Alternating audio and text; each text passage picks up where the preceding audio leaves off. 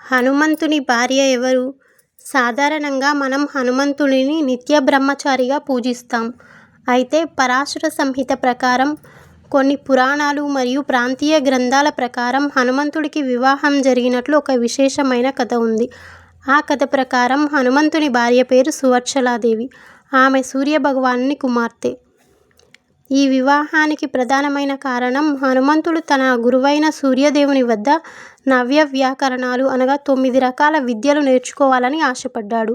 సూర్యుడు హనుమంతునికి 5 విద్యలను బోధించాడు. అయితే మిగిలిన 4 విద్యలను నేర్చుకోవడానికి ఒక నిబంధన అడ్డు వచ్చింది. ఆ విద్యలను కేవలం గృహస్థు అనగా వివాహితుడు మాత్రమే నేర్చుకోవడానికి అర్హుడు.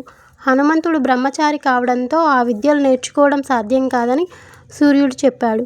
కానీ విద్యలను పూర్తిగా నేర్చుకోవాలన్న పట్టుదలతో ఉన్న హనుమంతుని కోసం సూర్యదేవుడు ఒక ఉపాయం ఆలోచించాడు. సూర్యభగవానుడు తన తేజస్సుతో, తపశ్శక్తితో జనించిన సువర్చల అనేటువంటి కన్యను హనుమంతునికిచ్చి వివాహం చేయడానికి నిశ్చయించాడు. ఈ వివాహం కేవలం హనుమంతుడు తన విద్యలను పూర్తి చేయటం కోసం మాత్రమే జరిగింది. వివాహం ముగిసిన వెంటనే సువర్చలాదేవి తన తపోలోకానికి వెళ్ళిపోతుంది. హనుమంతుడు గృహస్థుగా మారి మిగిలిన విద్యలను పూర్తి చేశాడు. వివాహం జరిగినప్పటికీ హనుమంతుడు తన ఆజన్మ బ్రహ్మచర్య వ్రతాన్ని పాటించాడు.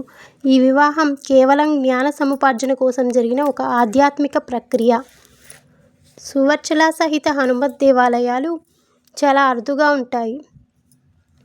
తెలంగాణలో భద్రాద్రి కొత్తగూడెం జిల్లా ఇల్లందులో ఉంది. హైదరాబాద్ వనస్థలీపురంలో ఉంది. ఆంధ్రప్రదేశ్లో ఒక 4 దేవాలయాలు ఉన్నాయి. వీడియో నచ్చినట్లయితే లైక్ చేయండి, షేర్ చేయండి. మరిన్ని వీడియోల కోసం దేవిస్ డివోషనల్ ఛానల్ని సబ్స్క్రైబ్ చేయండి. జై శ్రీరామ్, జై హనుమాన్. Thank you.